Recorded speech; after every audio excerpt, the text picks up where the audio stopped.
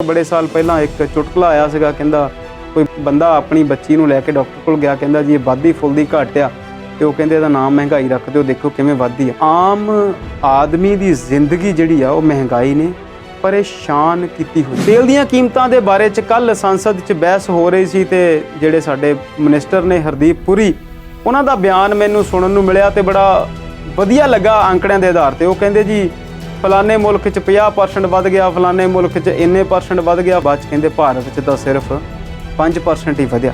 सारे दे सारी जिहड़ी जनता जनार्दन आ उहनूं पता नहीं किस तरीके दे नाल इस कहानी दे विच बीजेपी ने या सारियां स्टेटां दी सरकारां ने इस एक तरीके दे नाल वंड लिया कि उस महंगाई दी गल ही कोई नहीं करदा, परेशान हो तो सारे। बड़े बड़े ऐलान, चाहे वो बिजली मुफ्त आ, चाहे वो पानी मुफ्त आ, चाहे वो आटा दाल मुफ्त आ, चाहे वो कोविड के दौरान बहुत सारिया चीज़ों ने। भारत सरकार अपना पल्ला इस गल नूं लैके हमेशा वडियाउंदी रही है कि असीं बहुत जिहड़ियां चीज़ां लोकां दे लई कर रहे हैं। 5 राज्यां दीआं चोणां सी, कांग्रेस 5 चों हार गई ते इस्तीफे 5 प्रधानां दे लै लए ते रौला उस दिन दा ही आ कि हुण नवां प्रधान कौन बनू। नवजोत सिंह सिद्धू दी ये गल बिल्कुल दुरुस्त आ। तुसीं कहा कि वो चंगी गल करदे ने पर उन्हां दा तौर तरीका जिहड़ा है वो ठीक नहीं। सारे जिहड़े सियाणे ने वो कहिंदे ने कि जेकर चन्नी ते सिद्धू मिल के चले हुंदे ਤੇ ਇਦਾਂ ਨਾ ਹੁੰਦਾ। ਕਾਂਗਰਸ ਜਿਹੜੀ ਆ ਉਹ ਇਸ ਕੋਸ਼ਿਸ਼ ਦੇ ਵਿੱਚ ਜ਼ਰੂਰ ਆ ਕਿ ਪੰਜਾਬ ਦੇ ਲੋਕਾਂ ਦੀ ਜਿਹੜੀ ਗੱਲ ਹੈ ਉਹ ਕੀਤੀ ਜਾਵੇ, ਪਰ ਸਿੱਧੂ ਸਾਹਿਬ ਦਾ ਜਿਹੜਾ ਤਰੀਕਾ ਆ ਉਹ ਤੁਹਾਡੀ ਗੱਲ ਅਸੀਂ ਸਹਿਮਤ ਹਾਂ ਕਿ ਠੀਕ ਨਹੀਂ ਹੈਗਾ। ਸੋਧੀਆ, ਸਤਿੰਦਰ ਜੈਨ ਤੇ ਕੇਜਰੀਵਾਲ ਸਾਹਿਬ ਨੇ ਵੀ ਆਪਣੇ ਬਿਆਨ ਦਿੱਤੇ ਨੇ ਇਸ ਵਿਸ਼ੇ ਨੂੰ ਲੈ ਕੇ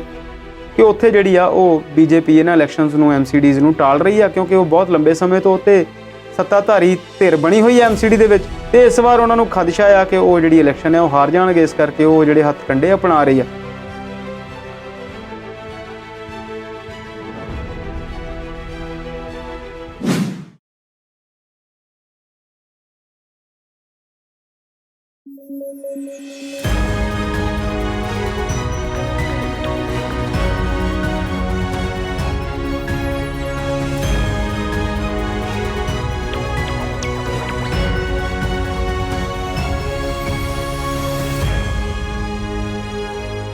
सत श्री अकाल। पंजाबी नैशनल टीवी देख रहे दर्शकों का स्वागत करते हैं। प्रोग्राम है जी विचार चर्चा।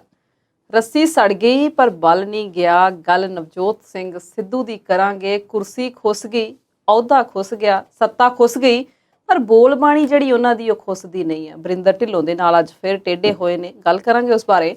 इस तो इलावा गल इन्फ्लेशन दी करांगे, महंगाई दी करांगे, तुहाडी समस्या साडी सब दी समस्या, इहदे बारे गलबात करांगे ते कुछ होर मुद्दे भी विचारांगे। ਤੇ ਮੇਰੇ ਨਾਲ ਇਸ ਪ੍ਰੋਗਰਾਮ 'ਚ ਸਾਥ ਦੇਣਗੇ ਅੰਮ੍ਰਿਤਪਾਲ ਸ਼ਰਮਾ ਜੀ। ਸਤਿ ਸ਼੍ਰੀ ਅਕਾਲ ਸ਼ਰਮਾ ਜੀ, ਸਵਾਗਤ ਕਰਦੇ ਹਾਂ ਜੀ ਪ੍ਰੋਗਰਾਮ 'ਚ। ਸਤਿ ਸ਼੍ਰੀ ਅਕਾਲ ਸੁਲੀਨ ਜੀ, ਬਹੁਤ ਬਹੁਤ ਸ਼ੁਕਰੀਆ ਜੀ। ਸ਼ਰਮਾ ਜੀ, ਸਭ ਤੋਂ ਵੱਡੀ ਵਿਪਤਾ ਦੀ ਪਹਿਲਾਂ ਗੱਲ ਕਰ ਲਈਏ, ਮਹਿੰਗਾਈ ਦੀ ਗੱਲ ਕਰ ਲਈਏ। ਲੀੜਾ ਲੱਤਾ ਮਹਿੰਗਾ ਹੋ ਗਿਆ, ਸਾਬਣ ਮਹਿੰਗਾ ਹੋ ਗਿਆ, ਰਾਸ਼ਨ ਪਾਣੀ ਮਹਿੰਗਾ ਹੋ ਗਿਆ, ਤੇਲ ਮਹਿੰਗਾ ਹੋ ਗਿਆ, ਗੈਸ ਮਹਿੰਗੀ ਹੋ ਗਈ ਤੇ ਮੁਸੀਬਤ ਇਹ ਛੋਟੀ ਨਹੀਂ ਹੈ, ਬਹੁਤ ਵੱਡੀ ਮੁਸੀਬਤ ਹੈ। ਚੁੱਲ੍ਹੇ ਜਿਹੜੇ ਨੇ ਉਹ ਠੰਡੇ ਮੱਠੇ ਹੋ ਗਏ ਨੇ। ਕੀ ਕਹਿਣਾ ਚਾਹੁੰਦੇ ਹੋ ਇਸ ਮੁਸੀਬਤ ਬਾਰੇ? ਬਿਲਕੁਲ ਠੀਕ ਤੁਸੀਂ ਜਿਹੜਾ ਉਹ ਕੀਤਾ, ਉਹਦਾ ਬਿਆਨ ਵਿਖਿਆਨ ਇਹ ਸਭ ਅੱਜ ਦੀ ਜਿਹੜੀ ਦਿਨਚਰਿਆ ਰੋਜ਼ ਦੀ ਇੱਕ ਬੰਦੇ ਦੀ ਸਵੇਰੇ ਘਰੋਂ ਨਿਕਲਣ ਦੀ, ਸਾਰਾ ਦਿਨ ਕਮਾਉਣ ਦੀ ਤੇ ਕੁਝ ਨਾ ਕੁਝ ਸ਼ਾਮ ਤੱਕ ਘਰ ਲੈ ਜਾਣ ਦੀ। ਉਹ ਇੱਕ ਜਗਜੀਤ ਸਿੰਘ ਸਾਹਿਬ ਦੀ ਗਜ਼ਲ ਸੀ ਬੜੀ ਚੰਗੀ, ਮੈਨੂੰ ਹੁਣ ਗਾ ਤੇ ਨਹੀਂ ਸਕਦੇ ਪਰ ਉਹਦਾ ਲਬੋ ਲਬਾਬ ਇਹ ਸੀ ਕਿ ਜੋ ਸਾਰੇ ਦਿਨ 'ਚ ਕਮਾਉਣਾ ਆ ਉਹ ਸ਼ਾਮ ਨੂੰ ਘਰ ਲੈ ਜਾਣ ਲੱਗਾ ਸ਼ਰਮਾਉਣਾ ਆ। ਸੋ ਹਾਲਾਤ ਇਹੋ ਜਿਹੇ ਹੋ ਗਏ ਕਿ ਸਾਰੀਆਂ ਚੀਜ਼ਾਂ ਤੋਂ ਜਿਹੜਾ ਕੰਟਰੋਲ ਆ ਸਰਕਾਰ ਦਾ ਉਹ ਖੁੱਸਦਾ ਨਜ਼ਰ ਆਉਂਦਾ, ਜਾਂ ਫਿਰ ਇੰਝ ਲੱਗਦਾ ਕਿ ਇਹ ਲੋਕ ਕੰਟਰੋਲ ਕਰਨਾ ਹੀ ਨਹੀਂ ਚਾਹੁੰਦੇ। ਜਦੋਂ ਤੁਸੀਂ ਨਵੰਬਰ ਦੀ ਗੱਲ ਕਰਦੇ ਆ, ਨਵੰਬਰ ਦੇ ਵਿੱਚ ਜਦੋਂ ਇਹ 5 ਸਟੇਟਾਂ ਦੀਆਂ ਚੋਣਾਂ ਹਾਲੇ ਐਲਾਨ ਹੋਣੀਆਂ ਸੀ, ਮਾਹੌਲ ਜਿਹੜਾ ਜਿਹਨੂੰ ਤੁਸੀਂ ਚੋਣ ਅਖਾੜਾ ਕਹਿੰਦੇ ਸੀ ਉਹ ਮਗਿਆ ਹੋਇਆ ਸੀ ਤੇ ਅਚਾਨਕ 2-3 ਦਿਨਾਂ ਦੇ ਵਿੱਚ ਕੇਂਦਰ ਸਰਕਾਰ ਨੇ 10 ਰੁਪਏ ਤੇ 5 ਰੁਪਏ ਘਟਾ ਦਿੱਤਾ ਤੇ ਨਾਲ ਹੀ ਪੰਜਾਬ ਸਰਕਾਰ ਨੇ ਵੀ ਉਹ 5 ਰੁਪਏ ਤੇ 10 ਰੁਪਏ ਘਟਾ ਦਿੱਤਾ। ਇੱਦਾਂ ਸਮਝ ਲਓ ਕਿ 5 ਪੈਟਰੋਲ ਦੇ ਤੇ 10 ਡੀਜ਼ਲ ਦੇ ਤੇ ਦੂਜੇ ਪਾਸਿਓਂ 10 ਉਹਦੇ ਤੇ 5 ਉਹਦੇ ਕਰਦਿਆਂ ਕਰਾਉਂਦਿਆਂ 15-15 ਰੁਪਏ ਜਿਹੜੇ ਰੇਟ ਦੋਨੋਂ ਪਾਸਿਓਂ ਉਹ ਘਟ ਗਏ ਸੀ। ਹਾਲਾਤ ਨਵੰਬਰ ਤੋਂ ਲੈ ਕੇ ਹੁਣ ਤੱਕ ਮਾਰਚ ਤੱਕ, ਅਪ੍ਰੈਲ ਤੱਕ ਮਹੀਨੇ 4 ਜਾਂ 5 ਲੰਘੇ ਨੇ, ਚੋਣਾਂ ਮੁੱਕ ਗਈਆਂ, ਰਿਜ਼ਲਟ ਆ ਗਏ ਤੇ ਰਿਜ਼ਲਟ ਵਾਲੇ ਦਿਨ ਤੋਂ 2 ਦਿਨ ਪਹਿਲਾਂ ਤੱਕ ਹੀ ਸਾਰੇ ਹੀ ਜਿਹੜੇ ਸੀ ਮੀਡੀਆ ਹਾਊਸਸ ਜਾਂ ਆਮ ਲੋਕ ਵੀ ਇਸ ਗੱਲ ਦੀ ਜਿਹੜੀ ਜ਼ਿਕਰ ਕਰਨਾ ਸ਼ੁਰੂ ਕਰ ਚੁੱਕੇ ਸੀ ਕਿ ਕੀਮਤਾਂ ਜਿਹੜੀਆਂ ਆ ਉਹ ਵਧਣ ਗਈਆਂ। ਤੁਸੀਂ ਯਕੀਨ ਕਰੋ ਕਿ 10 ਮਾਰਚ ਨੂੰ ਰਿਜ਼ਲਟ ਆਉਂਦੇ ਆ, 11 ਦੀ ਸਵੇਰ ਨੂੰ ਸਾਰੇ ਹੀ ਅਸੀਂ ਰਿਜ਼ਲਟ ਤੋਂ ਜ਼ਿਆਦਾ ਅਖਬਾਰ ਦੀ ਸੁਰਖੀ ਇਸ ਗੱਲ ਦੀ ਉਡੀਕ ਰਹੇ ਸੀ ਕਿ ਕੀਮਤ ਕਿੰਨੀ ਵਧੀ। ਉਹ ਕੁਝ ਦਿਨ ਤੇ ਲੰਘ ਗਏ ਪਰ ਫਿਰ ਉਹ ਜਿਹੜੀ ਸੂਈ ਸੀ ਉਹ ਜਿਹੜੀ ਸੀ ਉੱਧਰ ਨੂੰ ਤੁਰਨੀ ਸ਼ੁਰੂ ਹੋ ਗਈ, ਜਿਹੜੀ ਤਲਵਾਰ ਲਟਕੀ ਹੋਈ ਸੀ ਉਹ ਓੜਕ ਨੂੰ ਡਿੱਗ ਗਈ। ਤੇ 15-16 ਦਿਨਾਂ ਦੇ ਅੰਦਰ ਅੰਦਰ ਹੀ ਇੱਕ ਦਿਨ ਨੂੰ ਛੱਡ ਕੇ ਤੇ ਰੋਜ਼ ਜਿਹੜੇ ਨੇ ਉਹ ਭਾਅ ਜਿਹੜੇ ਨੇ ਉਹ ਤੇਲ ਦੀਆਂ ਕੀਮਤਾਂ ਦੇ ਵੱਧ ਜਾਂਦੇ ਨੇ, ਚਾਹੇ ਉਹ ਪੈਟਰੋਲ ਆ, ਚਾਹੇ ਉਹ ਡੀਜ਼ਲ ਆ, ਚਾਹੇ ਉਹ ਘਰੇਲੂ ਗੈਸ ਆ, ਚਾਹੇ ਉਹ ਕਮਰਸ਼ੀਅਲ ਗੈਸ ਆ, ਚਾਹੇ ਉਹ CNG ਆ, ਜਿਹੜੀ ਕੰਪਰੈਸਡ ਨੈਚੁਰਲ ਗੈਸ ਜਿਹਨੂੰ ਕਹਿੰਦੇ ਆ, ਜਿਹੜੀ ਗੱਡੀਆਂ 'ਚ ਭਰਵਾਈ ਜਾਂਦੀ ਆ, ਜਿਹਦਾ ਪਹਿਲਾਂ ਬੜਾ ਰੌਲਾ ਸੀ ਕਿ ਉਹ ਪ੍ਰਦੂਸ਼ਣ ਥੋੜ੍ਹਾ ਘੱਟ ਕਰਦੀ ਆ। ਸੋ ਕੁੱਲ ਮਿਲਾ ਕੇ ਤੇਲ ਦੀਆਂ ਕੀਮਤਾਂ ਕਰਾ ਕੇ 100 ਰੁਪਏ ਨੂੰ ਵੀ ਉੱਪਰ ਟੱਪ ਗਈਆਂ। ਦੇਸ਼ ਦੇ ਕੁਝ ਹਿੱਸਿਆਂ 'ਚ 112-113 ਰੁਪਏ ਲੀਟਰ ਪੈਟਰੋਲ ਜਿਹੜਾ ਆ ਉਹ ਵਿਕਣ ਲੱਗ ਪਿਆ। ਜਦੋਂ ਮੈਂ ਅੱਜ 113 ਦੀ ਗੱਲ ਸਵਲੀਨ ਦੇਖਦਾ ਸੀ, 113 ਰੁਪਏ ਦਾ ਅੰਕੜਾ, ਤੇ ਮੈਨੂੰ ਉਹ ਦਿਨ ਯਾਦ ਆਏ ਜਦੋਂ ਅਸੀਂ ਸਕੂਟਰ ਚਲਾਉਣਾ ਸ਼ੁਰੂ ਕੀਤਾ ਸੀ ਤੇ ਉਦੋਂ ਇਹ 100 ਵਿੱਚੋਂ ਲਾ ਦਈਏ ਤੇ ਇਸ ਕਰੇਟ ਦਾ ਜਿਹੜਾ ਪੈਟਰੋਲ ਦਾ ਭਾਅ ਹੁੰਦਾ ਸੀ। ਸੋ ਕਰਦਿਆਂ ਕਰਾਉਂਦਿਆਂ ਜਿਹੜੀਆਂ ਕੀਮਤਾਂ ਨੇ ਇਸ ਕਦਰ ਵੱਧ ਗਈਆਂ। ਟਰਾਂਸਪੋਰਟੇਸ਼ਨ ਦੇ ਨਾਲ ਦੀ ਨਾਲ ਜਿਹੜੀ ਆ ਢੋ ਢੁਆਈ ਸਮਾਨ ਦੀ, ਕਿਉਂਕਿ ਸਾਡੇ ਪੂਰੇ ਭਾਰਤ ਦੇ ਵਿੱਚ ਕੋਈ ਵੀ ਚੀਜ਼ ਇੱਦਾਂ ਦੀ ਨਹੀਂ ਹੈਗੀ ਜਿਹੜੀ ਸਾਰੀ ਜਗ੍ਹਾ ਹੀ ਪਾਈ ਜਾਂਦੀ ਹੋਵੇ। ਕੁਝ ਕਿਸੇ ਜਗ੍ਹਾ 'ਤੇ ਹੁੰਦਾ ਹੈ, ਕੁਝ ਕਿਸੇ ਜਗ੍ਹਾ 'ਤੇ ਹੁੰਦਾ ਹੈ। ਦਾਲਾਂ ਇੱਥੇ ਨੇ, ਖਾਣ ਦੀਆਂ ਚੀਜ਼ਾਂ ਇੱਥੇ ਨੇ, ਲੋਹਾ ਕਿਤੇ ਹੋਰ ਹੈ, ਸਟੀਲ ਕਿਤੇ ਹੋਰ ਆ, ਬਹੁਤ ਸਾਰੀਆਂ ਚੀਜ਼ਾਂ ਜਿਹੜੀਆਂ ਇੱਧਰ ਉੱਧਰ ਟਰਾਂਸਫਰ ਹੁੰਦੀਆਂ ਰਹਿੰਦੀਆਂ। ਸੋ ਸਾਰੀਆਂ ਚੀਜ਼ਾਂ ਦੀ ਕੀਮਤ ਜਿਹੜੀਆਂ ਆ ਉਹ ਢੋ ਢੁਆਈ ਦੇ ਉੱਤੇ ਜਿਹੜੀ ਆ ਜ਼ਿਆਦਾ ਉਹ ਮੁਨੱਸਰ ਕਰਦੀ ਹੈ। ਸੋ ਮਹਿੰਗਾਈ ਇੰਨੀ ਇਸ ਕਦਰ ਵੱਧਦੀ ਜਾ ਰਹੀ ਆ ਕਿ ਉਹ ਚੁਟਕਲੇ ਬਣ ਗਏ। ਬੜੇ ਸਾਲ ਪਹਿਲਾਂ ਇੱਕ ਚੁਟਕਲਾ ਆਇਆ ਸੀਗਾ, ਕਹਿੰਦਾ ਕੋਈ ਬੰਦਾ ਆਪਣੀ ਬੱਚੀ ਨੂੰ ਲੈ ਕੇ ਡਾਕਟਰ ਕੋਲ ਗਿਆ, ਕਹਿੰਦਾ ਜੀ ਇਹ ਵੱਧਦੀ ਫੁੱਲਦੀ ਘੱਟ ਆ, ਤੇ ਉਹ ਕਹਿੰਦੇ ਇਹਦਾ ਨਾਮ ਮਹਿੰਗਾਈ ਰੱਖ ਦਿਓ, ਦੇਖੋ ਕਿਵੇਂ ਵੱਧਦੀ ਆ। ਸੋ ਇਹ ਤਾਂ ਚੁਟਕਲਿਆਂ ਦੀਆਂ ਗੱਲਾਂ ਸੀ, ਪਰ ਆਮ ਆਦਮੀ ਦੀ ਜ਼ਿੰਦਗੀ ਜਿਹੜੀ ਆ ਉਹ ਮਹਿੰਗਾਈ ਨੇ ਪਰੇਸ਼ਾਨ ਕੀਤੀ ਹੋਈ ਆ। ਅਸੀਂ ਇਹਦੇ ਵਿੱਚ ਚਾਹੇ ਕਰੋਨਾ ਨੂੰ ਜ਼ਿੰਮੇਵਾਰ ਠਹਿਰਾ ਦਈਏ, 2 ਸਾਲ ਦਾ ਜਿਹੜਾ ਅਸੀਂ ਇੱਕ ਵਿਪਤਾ ਦਾ ਸਮਾਂ ਰਿਹਾ। ਤੇਲ ਦੀਆਂ ਕੀਮਤਾਂ ਦੇ ਬਾਰੇ 'ਚ ਕੱਲ੍ਹ ਸੰਸਦ 'ਚ ਬਹਿਸ ਹੋ ਰਹੀ ਸੀ ਤੇ ਜਿਹੜੇ ਸਾਡੇ ਮਿਨਿਸਟਰ ਨੇ ਹਰਦੀਪ ਪੁਰੀ, ਉਹਨਾਂ ਦਾ ਬਿਆਨ ਮੈਨੂੰ ਸੁਣਨ ਨੂੰ ਮਿਲਿਆ ਤੇ ਬੜਾ ਵਧੀਆ ਲੱਗਾ ਅੰਕੜਿਆਂ ਦੇ ਆਧਾਰ 'ਤੇ। ਉਹ ਕਹਿੰਦੇ ਜੀ ਫਲਾਣੇ ਮੁਲਕ 'ਚ 50% ਵੱਧ ਗਿਆ, ਫਲਾਣੇ ਮੁਲਕ 'ਚ ਇੰਨੇ % ਵੱਧ ਗਿਆ, ਫਲਾਣੇ 'ਚ 67% ਵੱਧ ਗਿਆ, ਫਲਾਣੇ 'ਚ 17 ਵੱਧ ਗਿਆ। 4-5 ਮੁਲਕਾਂ ਦੇ ਨਾਂ ਗਿਣਾ ਕੇ ਬਾਅਦ 'ਚ ਕਹਿੰਦੇ ਭਾਰਤ 'ਚ ਤਾਂ ਸਿਰਫ 5% ਹੀ ਵਧਿਆ। ਪਰ ਇਹ ਉਹਨਾਂ ਲੋਕਾਂ ਨੂੰ ਪੁੱਛ ਕੇ ਦੇਖੋ ਜਿਨ੍ਹਾਂ ਲਈ ਇਹ ਜਿਹੜੀ ਮਹਿੰਗਾਈ ਆ ਇਸ ਕਦਰ ਵੱਡੀ ਹੋਈ ਆ। ਤੁਹਾਨੂੰ ਯਾਦ ਹੋਣਾ ਇੱਕ ਇਹਨਾਂ ਨੇ ਯੋਜਨਾ ਸ਼ੁਰੂ ਕੀਤੀ ਸੀ ਜਿਹਦੇ 'ਚ ਸਿਲੰਡਰ ਵੰਡੇ ਜਾਂਦੇ ਸੀ ਫ੍ਰੀ ਦੇ ਵਿੱਚ। ਉਹ ਲੋਕ ਜਿਨ੍ਹਾਂ ਦੇ ਕੋਲ ਗੈਸ ਦੀ ਫੈਸਿਲਿਟੀ ਨਹੀਂ ਸੀ ਉਹਨਾਂ ਨੂੰ ਇਹਨਾਂ ਨੇ ਸਿਲੰਡਰ ਤੇ ਚੁੱਲ੍ਹੇ ਦਿੱਤੇ ਸੀ। ਉਸ ਯੋਜਨਾ ਦਾ ਨਾਮ ਸੀਗਾ ਇੱਕ, ਉਹਦੇ ਅਧੀਨ ਉਹ ਇੱਕ ਵਾਰ ਤਾਂ ਦੇ ਦਿੱਤੇ ਗਏ। ਬਾਅਦ ਵਿੱਚ ਕਈ ਚੈਨਲਸ ਨੇ ਉਹਦੇ 'ਤੇ ਰਿਪੋਰਟਸ ਤਿਆਰ ਕਰਕੇ ਦੱਸੀਆਂ ਕਿ ਉਹ ਜਿਹੜੇ ਸੀ ਦੁਬਾਰਾ ਕਿਸੇ ਦੀ ਉਹਨੂੰ ਭਰਾਉਣ ਦੀ, ਉਸ ਸਿਲੰਡਰ ਨੂੰ ਹੌਸਲਾ ਜਿਹੜਾ ਆ ਉਹ ਨਹੀਂ ਕਰ ਸਕੇ। 1000 ਰੁਪਏ ਤੋਂ ਉੱਪਰ ਜਿਹੜਾ ਆ ਉਹ ਸਿਲੰਡਰ ਦੀ ਰੇਟ ਹੋ ਗਈ। ਇੱਕ ਸਬਸਿਡਾਈਜ਼ਡ ਸੈਕਟਰ ਸੀ, ਉਹਨੂੰ ਖਤਮ ਕਰ ਦਿੱਤਾ ਗਿਆ ਹੌਲੀ ਹੌਲੀ, ਤੇ ਉਹ ਜਿਹੜੀ ਸਾਰੀ ਕਹਾਣੀ ਆ ਉਹ ਮੁੜ ਕੇ ਆਮ ਬੰਦੇ ਦੀ ਜੇਬ ਦੇ ਉੱਤੇ ਜਿਹੜਾ ਬੋਝ ਉਹਦਾ ਉਹ ਪੈ ਗਿਆ। ਸੋ ਮਹਿੰਗਾਈ ਇਕੱਲੇ ਤੇਲ ਦੀਆਂ ਕੀਮਤਾਂ ਨੂੰ ਲੈ ਕੇ ਨਹੀਂ, ਹਰ ਸੈਕਟਰ ਦੇ ਵਿੱਚ ਜਿਹੜੀ ਆ ਉਹ ਵੱਧਦੀ ਜਾ ਰਹੀ ਆ। ਪਰ ਜਿਹੜੀ ਸਭ ਤੋਂ ਖਤਰਨਾਕ ਗੱਲ ਆ ਨਾ ਉਹ ਇਹ ਆ ਕਿ ਇਹਦੇ ਖਿਲਾਫ ਬੋਲਦਾ ਹੀ ਕੋਈ ਨਹੀਂ। ਤੁਹਾਨੂੰ ਯਾਦ ਆ ਕਿ ਆਮ ਆਦਮੀ ਪਾਰਟੀ ਨੂੰ ਅੱਜ ਅਸੀਂ ਬੜੇ ਵਧੀਆ ਤਰੀਕੇ ਦੇ ਨਾਲ ਦੇਖਦੇ ਹਾਂ, ਬਹੁਤ ਵੱਡੇ ਰੂਪ ਦੇ ਵਿੱਚ ਇਹਨੂੰ ਦੇਖਦੇ ਹਾਂ। ਦਿੱਲੀ ਤੋਂ ਸ਼ੁਰੂ ਕੀਤਾ, ਦਿੱਲੀ ਦੇ ਵਿੱਚ ਦੇਖਦੇ ਸੀ ਸਰਕਾਰ, ਪੰਜਾਬ ਦੇ ਵਿੱਚ ਸਰਕਾਰ ਆ ਗਈ, ਹੁਣ ਉਹ 2-3 ਸੂਬਿਆਂ 'ਚ ਹੋਰ ਸਰਕਾਰ ਬਣਾਉਣ ਨੂੰ ਕਾਲੇ ਹੁੱਲ ਲੱਗਦੇ ਨੇ, ਰਾਜਨੀਤਿਕ ਪਿੜ ਦੇ ਵਿੱਚ ਲੜਦੇ ਨਜ਼ਰ ਆਉਂਦੇ ਨੇ। ਦੇਖੋ ਇਹ ਅਸੀਂ ਸਾਰੇ ਜਾਣਦੇ ਹਾਂ ਕਿ ਲੋਕਪਾਲ ਦੇ ਲਈ ਇੱਕ ਬਹਿਸ ਸ਼ੁਰੂ ਹੋਈ, ਇੱਕ ਅੰਦੋਲਨ ਸ਼ੁਰੂ ਹੋਇਆ। ਇੱਕ ਬਲਾਤਕਾਰ ਦੀ ਘਟਨਾ ਨੂੰ ਲੈ ਕੇ ਦਿੱਲੀ ਦੇ ਵਿੱਚ ਲੋਕ ਇਕੱਠੇ ਹੋਏ। ਉਸ ਅੰਦੋਲਨ ਤੋਂ ਜਿਹੜੀ ਆ ਇਹ ਪਾਰਟੀ ਬਣ ਕੇ ਸਾਡੇ ਸਾਹਮਣੇ ਆਈ। ਕਾਂਗਰਸ ਦੀ ਸਰਕਾਰ ਸੀ, ਮਨਮੋਹਨ ਸਿੰਘ ਦੀ ਸਰਕਾਰ ਸੀ, ਤੇ ਇਹੀ BJP ਕਦੇ ਨੰਗੇ ਧੜ, ਕਦੇ ਘੋੜਾ ਗੱਡੀਆਂ ਲੈ ਕੇ, ਕਦੇ ਬੈਲ ਗੱਡੀਆਂ ਲੈ ਕੇ, ਕਦੇ ਸਿਲੰਡਰ ਚੱਕ ਕੇ ਜਿਹੜਾ ਆ ਪ੍ਰਦਰਸ਼ਨ ਕਰਦੀ ਨਜ਼ਰ ਆਉਂਦੀ ਸੀ। ਪਰ ਅੱਜ ਜਿਵੇਂ ਸਾਰੀ ਦੀ ਸਾਰੀ ਮੁਲਕ ਨੂੰ, ਸਾਰੇ ਦੇ ਸਾਰੀ ਜਿਹੜੀ ਜਨਤਾ ਜਨਾਰਦਨ ਆ ਉਹਨੂੰ ਪਤਾ ਨਹੀਂ ਕਿਸ ਤਰੀਕੇ ਦੇ ਨਾਲ ਇਸ ਕਹਾਣੀ ਦੇ ਵਿੱਚ BJP ਨੇ ਜਾਂ ਸਾਰੀਆਂ ਸਟੇਟਾਂ ਦੀਆਂ ਸਰਕਾਰਾਂ ਨੇ ਇਸ ਇੱਕ ਤਰੀਕੇ ਦੇ ਨਾਲ ਵੰਡ ਲਿਆ ਕਿ ਉਸ ਮਹਿੰਗਾਈ ਦੀ ਗੱਲ ਹੀ ਕੋਈ ਨਹੀਂ ਕਰਦਾ, ਪਰੇਸ਼ਾਨ ਉਹ ਤੋਂ ਸਾਰੇ ਜੀ। ਗੱਲ ਲੱਗਦੇ ਹੱਥ ਗੁਆਂਢ ਮੱਥੇ ਦੀ ਕਰ ਲਈਏ, ਸ਼੍ਰੀਲੰਕਾ ਦੀ ਕਰ ਲਈਏ, ਤੇ ਇਸ ਵੇਲੇ ਜੋ ਉੱਥੇ ਹਾਲ ਹੈ, ਇਹਨਾਂ ਗਲਤੀਆਂ ਕਰਕੇ ਉੱਥੇ ਤਖਤਾ ਪਲਟਣ ਨੂੰ ਫਿਰਦਾ ਹੈ, ਕੀ ਭਾਰਤ ਨੂੰ ਕੋਈ ਸਬਕ ਨਹੀਂ ਲੈਣਾ ਚਾਹੀਦਾ ਉੱਤੋਂ? ਬਿਲਕੁਲ, ਤੁਸੀਂ ਗੱਲ ਜਿਹੜੀ ਆ ਉਹ ਬਿਲਕੁਲ ਠੀਕ ਦੱਸੀ ਕਿ ਸਾਡੇ ਬਿਲਕੁਲ ਨੇੜੇ ਦਾ ਮੁਲਕ ਹੈ। ਜਦੋਂ ਪੜ੍ਹਦੇ ਸੀ, ਜਦੋਂ ਗਵਾਂਢੀ ਮੁਲਕਾਂ ਦੀ ਗੱਲ ਕਰਦੇ ਸੀ, ਤੇ ਸਭ ਤੋਂ ਪਹਿਲਾਂ ਪਾਕਿਸਤਾਨ, ਚਾਈਨਾ, ਸ਼੍ਰੀਲੰਕਾ, ਬੰਗਲਾਦੇਸ਼, ਇਹ ਸਾਰੇ ਸਾਡੇ ਬਹੁਤ ਨੇੜੇ ਦੇ ਮੁਲਕ ਨੇ। ਸਾਡੀਆਂ ਵਪਾਰ ਵੀ ਇਹਨਾਂ ਨਾਲ ਜੁੜੇ ਹੋਏ ਨੇ, ਸਰੋਕਾਰ ਵੀ ਇਹਨਾਂ ਨਾਲ ਜੁੜੇ ਹੋਏ ਨੇ, ਸੱਭਿਆਚਾਰ ਵੀ ਜੁੜਿਆ ਹੋਇਆ, ਧਾਰਮਿਕ ਮੁੱਦੇ ਵੀ ਇਹਨਾਂ ਨਾਲ ਜੁੜੇ ਹੋਏ ਨੇ। ਸ਼੍ਰੀਲੰਕਾ ਦੇ ਵਿੱਚ ਇਹ ਸਾਰੀ ਜਿਹੜਾ ਮਹਿੰਗਾਈ ਨੂੰ ਲੈ ਕੇ ਘਟਨਾਕ੍ਰਮ ਹੈ, ਹਾਲਾਂਕਿ ਕੋਵਿਡ ਤੋਂ ਪਹਿਲਾਂ ਹੀ ਸ਼ੁਰੂ ਹੋ ਗਿਆ ਸੀ। ਕਰੋਨਾ ਨੇ ਉਹਦੇ ਤੇ ਦੋਹਰੀ ਮਾਰ ਕੀਤੀ ਤੇ ਕਰਦਿਆਂ ਕਰਾਉਂਦਿਆਂ ਕਹਾਣੀ ਇੱਥੇ ਪਹੁੰਚ ਗਈ ਕਿ ਲੋਕ ਰਾਸ਼ਟਰਪਤੀ ਦੇ ਭਵਨ ਦੇ ਬਾਹਰ ਖੜੇ ਹੋ ਕੇ, ਇਕੱਠੇ ਹੋ ਕੇ ਮੁਜ਼ਾਹਰਾ ਕਰਨ ਲੱਗੇ, ਵਿਰੋਧ ਹੋਇਆ, ਕਈ ਕੁਝ ਜਿਹੜਾ ਹੋਇਆ, ਤੇ ਹੁਣ ਵੀ ਬਹੁਤ ਦਿਨਾਂ ਤੋਂ ਰਾਜਪਕਸ਼ੇ ਜਿਹੜੇ ਮਹਿੰਦਰਾ ਰਾਜਪਕਸ਼ੇ ਨੇ ਉਹਨਾਂ ਦੇ ਅਸਤੀਫੇ ਦੀ ਮੰਗ ਹੋ ਰਹੀ ਆ, ਪਰ ਉਹ ਅਸਤੀਫਾ ਜਿਹੜਾ ਹਾਲੇ ਤੱਕ ਉਹ ਦੇ ਨਹੀਂ ਰਹੇ।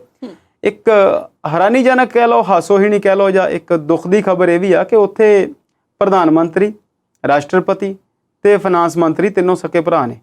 ਸਾਰੀ ਦੀ ਸਾਰੀ ਜਿਹੜੀ ਸੱਤਾ ਆ ਉਹਨਾਂ ਦੇ ਕੋਲ ਹੀ ਹੈ।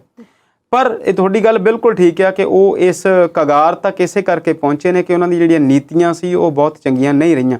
ਇੱਕ ਸਮਾਂ ਸੀ ਜਦੋਂ ਉਹ 6% ਦੀ ਵਿਕਾਸ ਦਰ ਨੂੰ ਲੈ ਕੇ ਲਗਾਤਾਰ 5, 6, 7 ਦੇ ਵਿੱਚ ਚੱਲਦੇ ਸੀ।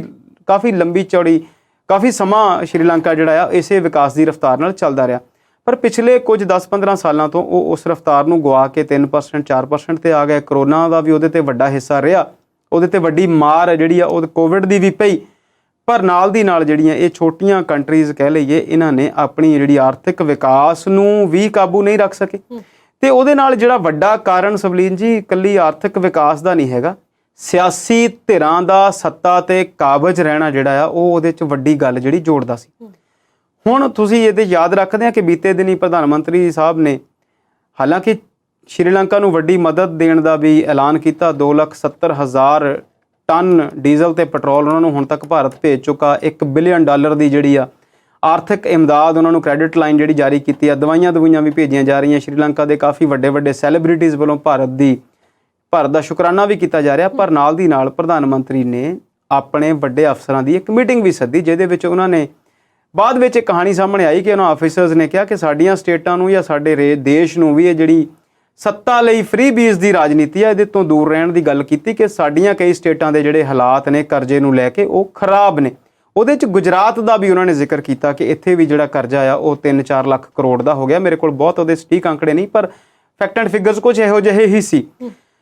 ਸੋ ਜੇਕਰ ਅਸੀਂ ਗੱਲ ਕਰੀਏ ਹੁਣ ਉਸ ਮੀਟਿੰਗ ਦੀ, ਮਹਿੰਗਾਈ ਦੀ, ਸ਼੍ਰੀਲੰਕਾ ਦੀ ਤੇ ਭਾਰਤ ਦੀ ਮਹਿੰਗਾਈ ਦੀ, ਜੇ ਸ਼੍ਰੀਲੰਕਾ ਦੇ ਹਾਲਾਤ ਇਹੋ ਜਿਹੇ ਹੋ ਚੁੱਕੇ ਨੇ ਤੇ ਸਾਡੇ ਜੇ ਕੁਝ ਆਫੀਸਰਸ ਪ੍ਰਧਾਨ ਮੰਤਰੀ ਦੀ ਮੀਟਿੰਗ ਵਿੱਚ ਇਹੋ ਜਿਹੀਆਂ ਗੱਲਾਂ ਕਰਦੇ ਨੇ, ਉਹਦੇ ਵਿੱਚ ਵੀ ਗੁਜਰਾਤ ਦਾ ਵੀ ਜ਼ਿਕਰ ਆਉਂਦਾ ਤੇ ਉਹਨਾਂ ਨੇ ਉਹਨਾਂ ਨੂੰ ਕੁਝ ਸਾਲਾਂ ਦੀ ਮੋਹਲਤ ਦਿੱਤੀ ਆ ਵੀ 27 ਜਾਂ 28 ਤੱਕ ਤੁਸੀਂ ਜਿਹੜਾ ਆਪਣਾ ਕਰਜ਼ਾ ਆ ਇਹਨੂੰ ਵੱਧ ਤੋਂ ਵੱਧ ਨਿਪਟਾਉਣ ਦਾ ਯਤਨ ਜਿਹੜਾ ਉਹ ਕਰੋ।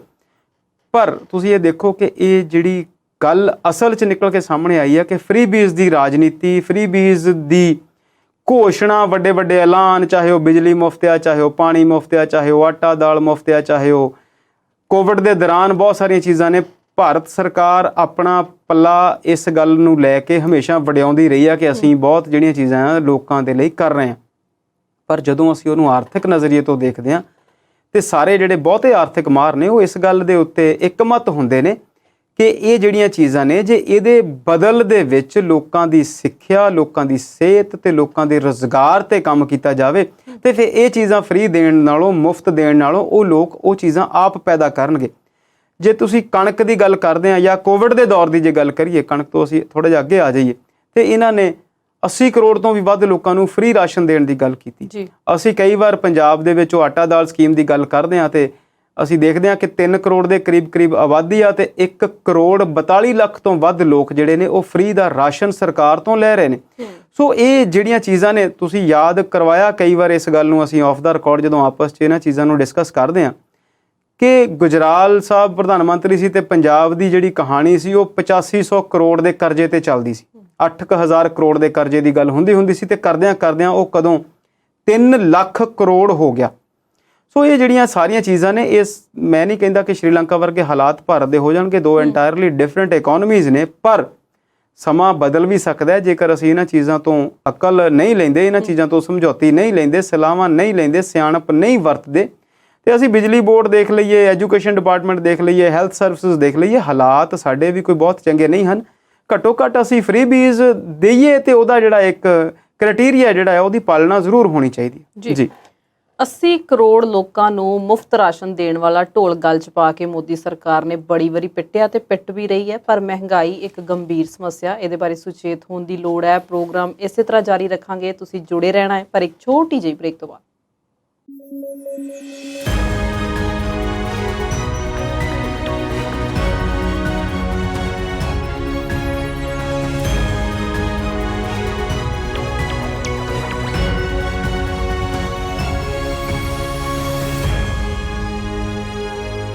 ਬ੍ਰੇਕ ਤੋਂ ਬਾਅਦ ਪ੍ਰੋਗਰਾਮ ਵਿਚਾਰ ਚਰਚਾ ਦੇਖ ਰਹੇ ਦਰਸ਼ਕਾਂ ਦਾ ਇੱਕ ਵਾਰ ਫਿਰ ਤੋਂ ਸਵਾਗਤ ਕਰਦੇ ਹਾਂ। ਸ਼ਰਮਾ ਜੀ, ਮਹਿੰਗਾਈ ਤੋਂ ਯਾਦ ਆਇਆ, ਸੱਤਾ ਤੋਂ ਲਾਂਭੇ ਕੀਤੇ ਜਿਹੜੇ ਕਾਂਗਰਸੀਏ ਉਹ ਵੀ ਸੈਕਟਰ 15 ਚੰਡੀਗੜ੍ਹ 'ਚ ਪ੍ਰਦਰਸ਼ਨ ਕਰਦੇ ਫਿਰਦੇ ਨੇ। ਕੀ ਗੱਲ ਹੈ, ਵਿਰੋਧੀ ਧਿਰ ਦੀ ਭੂਮਿਕਾ ਨਿਭਾ ਰਹੇ ਨੇ ਜਾਂ ਫਿਰ ਪੈਨਸ਼ਨਾਂ ਘਟ ਗਈਆਂ ਨੇ, ਫਿਕਰ ਸਤਾ ਰਿਹਾ ਉਹਨਾਂ ਨੂੰ? ਦੇਖੋ, ਇਹ ਮਹਿੰਗਾਈ ਤੋਂ ਤੁਹਾਨੂੰ ਯਾਦ ਨਹੀਂ ਆਇਆ, ਅਸਲ 'ਚ ਤੁਹਾਨੂੰ ਯਾਦ ਇਹ ਆਇਆ ਭਈ ਸਿਆਸਤ ਦੀ ਜਿਹੜੀ ਗੱਲ ਹੈ ਉਹ ਕਿੱਦਾਂ ਕਰਨੀ ਹੈ। ਤੁਹਾਡੀ ਗੱਲ ਬਿਲਕੁਲ ਠੀਕ ਹੈ ਜੀ ਕਿ ਉਹ ਸੱਤਾ ਤੋਂ ਬਾਹਰ ਕੀਤੇ ਗਏ ਨੇ। ਲੋਕਾਂ ਨੇ ਉਹਨਾਂ ਨੂੰ ਫਤਵਾ ਜਿਹੜਾ ਆ ਉਹ ਨਹੀਂ ਦਿੱਤਾ, ਉਹਨਾਂ ਦੇ ਹੱਕ ਦੇ ਵਿੱਚ ਵੋਟ ਉਨੀ ਨਹੀਂ ਪਾਈ, ਕਿਉਂਕਿ ਹੋ ਸਕਦਾ ਲੋਕਾਂ ਨੂੰ ਇਹ ਲੱਗਿਆ ਹੋਵੇ, ਹੋ ਸਕਦਾ ਨਹੀਂ, ਜ਼ਾਹਿਰ ਤੌਰ ਤੇ ਹੁਣ ਤਾਂ ਇਹ ਗੱਲ ਬਿਲਕੁਲ ਦਰੁਸਤ ਆ ਕਿ ਲੋਕਾਂ ਨੇ ਉਹਨਾਂ ਦਾ 5 ਸਾਲ ਦਾ ਪਿਛਲਾ ਜਿਹੜਾ ਸ਼ਾਸਨ ਸੀ ਉਹਨੂੰ ਨਕਾਰਿਆ, ਇੰਨਾ ਜ਼ਿਆਦਾ ਨਕਾਰਿਆ ਕਿ ਉਹਨਾਂ ਦੀ ਗਿਣਤੀ ਜਿਹੜੀ ਆ ਉਹ 73 ਤੋਂ 17-18 ਰਹਿ ਗਈ। ਹੁਣ ਤੇ ਉਹ ਭੁੱਲ ਜਾਂਦੀਆਂ ਕਈ ਵਾਰੀ ਟੋਟਲ ਸੀਟਾਂ ਕਿੰਨੀਆਂ ਨੇ। ਅਕਾਲੀ ਦਲ ਦੀਆਂ ਤੇ ਪੱਕੀਆਂ ਯਾਦ ਨੇ ਵੀ 3+1 ਨੇ, ਤੇ ਇਹਨਾਂ ਦੀਆਂ 92 ਨੇ, ਤੇ ਬਾਕੀ ਇਹਨਾਂ ਦੇ ਕਾਂਗਰਸ ਦੇ ਕੋਲ ਨੇ।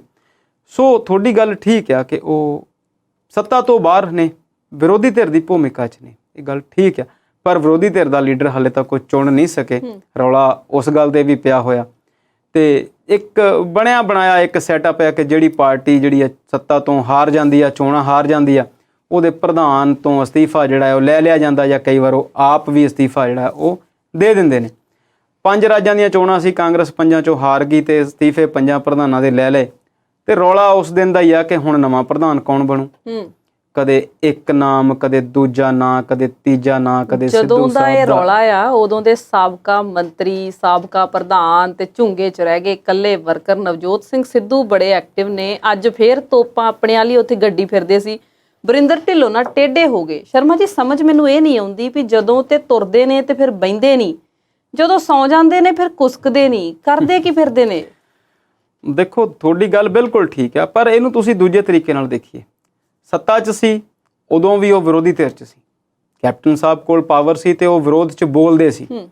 ਉਹਨਾਂ ਨੇ ਵਿਰੋਧ ਨੂੰ ਖੜਾ ਕੀਤਾ ਤੇ ਕੈਪਟਨ ਸਾਹਿਬ ਨੂੰ ਪਾਰਟੀ 'ਚੋਂ ਬਾਹਰ ਕੀਤਾ, ਚਾਹੇ ਉਹ ਹਾਈ ਕਮਾਂਡ ਨੇ ਹੀ ਕੀਤਾ, ਪਰ ਜਿਹੜਾ ਉਹਦਾ ਸ਼੍ਰੇਅ ਆ, ਹਿੰਦੀ 'ਚ ਇੱਕ ਸ਼ਬਦ ਆ ਕਿ ਉਹਦੀ ਜਿਹੜੀ ਯਸ਼ ਆ ਇਹਨਾਂ ਨੂੰ ਮਿਲਿਆ ਕਿ ਇਹ ਕੰਮ ਇਹਨਾਂ ਨੇ ਹੀ ਕਰਵਾਇਆ। ਹਾਲਾਂਕਿ ਬਾਅਦ ਵਿੱਚ ਬਹੁਤ ਸਾਰੇ ਲੋਕ ਨਾਲ ਇਕੱਠੇ ਹੋ ਗਏ। ਜਿਹੜੀ ਤੁਸੀਂ ਗੱਲ ਕਹੀ ਕਿ ਉਹ ਪ੍ਰਧਾਨ ਸੀ, MLA ਸੀ, ਮੰਤਰੀ ਸੀ ਤੇ ਹੁਣ ਸਿਰਫ ਵਰਕਰ ਰਹਿ ਗਿਆ, ਇਹ ਬਿਲਕੁਲ ਠੀਕ ਆ, ਪਰ ਤੁਸੀਂ ਇਦਾਂ ਜਾਣਦੇ ਕਿ ਪਿੰਡ ਦੇ ਵਿੱਚ ਇੱਕ ਵਾਰ ਜਦੋਂ ਸਰਪੰਚ ਬਣ ਜਾਂਦਾ ਉਹ ਸਾਰੀ ਉਮਰ ਲਈ ਸਰਪੰਚ ਹੀ ਰਹਿੰਦਾ, ਤੇ ਜਦੋਂ ਬੰਦਾ MLA MP ਬਣ ਜਾਏ ਫਿਰ ਉਹ ਵਰਕਰ ਨਹੀਂ ਬਣਦਾ, ਉਹ ਵੱਡਾ ਲੀਡਰ ਤੇ ਰਹਿੰਦਾ ਹੀ ਆ, ਚਾਹੇ ਉਹ ਕੁਰਸੀ ਕੋਈ ਹੋਵੇ ਚਾਹੇ ਨਾ ਹੋਵੇ। ਇੱਕ ਗੱਲ ਹੋਰ, ਜੇ ਤੁਸੀਂ ਸਿਆਸਤ ਦੇ ਨਜ਼ਰੀਏ ਤੋਂ ਦੇਖੋ ਸਵਲੀਨ ਜੀ, ਤੇ ਸਿਆਸਤ ਵਿੱਚ ਬਣੇ ਰਹਿਣ ਲਈ ਲੋਕਾਂ 'ਚ ਬਣੇ ਰਹਿਣਾ ਜ਼ਰੂਰੀ ਹੈ, ਲੋਕਾਂ ਦੀ ਗੱਲ ਕਰਨੀ ਜ਼ਰੂਰੀ ਹੈ, ਲੋਕ ਮੁੱਦਿਆਂ ਨੂੰ ਉਠਾਉਣਾ ਜ਼ਰੂਰੀ ਹੈ। ਜੇਕਰ ਉਹ ਮੁੱਦੇ ਗੱਲਾਂ ਖਰੀਆਂ ਵੀ ਕਰਦੇ ਨੇ, ਸੱਚੀਆਂ ਵੀ ਕਰਦੇ ਨੇ, ਸੋਹਣੀਆਂ ਗੱਲਾਂ ਕਰਦੇ ਨੇ, ਪਰ ਉਹਨਾਂ ਦਾ ਜਿਹੜਾ ਤਰੀਕਾ ਆ ਉਹ ਕਿਤੇ ਸੋਹਣੀ ਗੱਲ ਰਹਿਣ ਹੀ ਨਹੀਂ ਦਿੰਦਾ।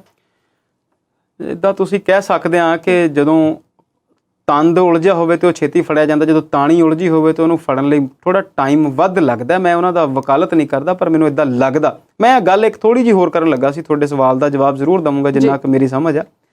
ਮੈਂ ਗੱਲ ਕਰਦਾ ਸੀਗਾ ਕਿ ਪ੍ਰਕਾਸ਼ ਸਿੰਘ ਬਾਦਲ ਨੇ ਪਹਿਲੀ ਵਾਰ ਚੋਣ ਹਾਰੀ ਜਾਂ ਦੂਜੀ ਵਾਰ ਹਾਰੀ, ਕੁਝ ਇੱਕ ਅੱਧੀ ਚੋਣ ਉਹਨਾਂ ਨੇ ਸ਼ਾਇਦ ਪਹਿਲਾਂ ਵੀ ਹਾਰੀ, ਉਹ ਬਿਲਕੁਲ ਅਨਐਕਟਿਵ ਸੀ, ਸਿਹਤ ਦੇ ਪੱਖ ਤੋਂ ਠੀਕ ਨਹੀਂ ਸੀ, ਲਗਭਗ ਉਹ ਐਕਟਿਵ ਨਹੀਂ ਸੀ ਰਾਜਨੀਤੀ ਦੇ ਵਿੱਚ ਬੜੇ ਲੰਬੇ ਸਮੇਂ ਤੋਂ। ਸੁਖਬੀਰ ਸਿੰਘ ਬਾਦਲ ਪਾਰਟੀ ਦੇਖ ਰਿਹਾ ਸੀ, ਚੋਣਾਂ ਆਈਆਂ, ਉਹ ਥੋੜੇ ਬਹੁਤ ਐਕਟਿਵ ਹੋਏ, ਪਰ ਹਾਰਨ ਤੋਂ ਬਾਅਦ ਉਹ ਇੱਕਦਮ ਪੂਰੇ ਐਕਟਿਵ ਹੋ ਗਏ। ਦੇਖੋ, ਇਹ ਸਿਆਸੀ ਬੰਦੇ ਦੀ ਜਿਹੜੀ ਆ ਉਹ ਇੱਕ ਗੁਣ ਦੀ ਗੱਲ ਆ ਕਿ ਉਹ ਜਦੋਂ ਸੱਤਾ 'ਚ ਆ ਉਦੋਂ ਥੋੜਾ ਬਹੁਤ ਆਲਸ ਜ਼ਰੂਰ ਹੋ ਜਾਏ, ਜੇ ਸੱਤਾ ਤੋਂ ਬਾਹਰ ਆ ਤਾਂ ਦੁਬਾਰਾ ਤੋਂ ਉਹਨੂੰ ਐਕਟਿਵ ਹੋਣਾ ਜਿਹੜਾ ਹੈ ਉਹ ਬਹੁਤ ਜ਼ਰੂਰੀ ਹੈ।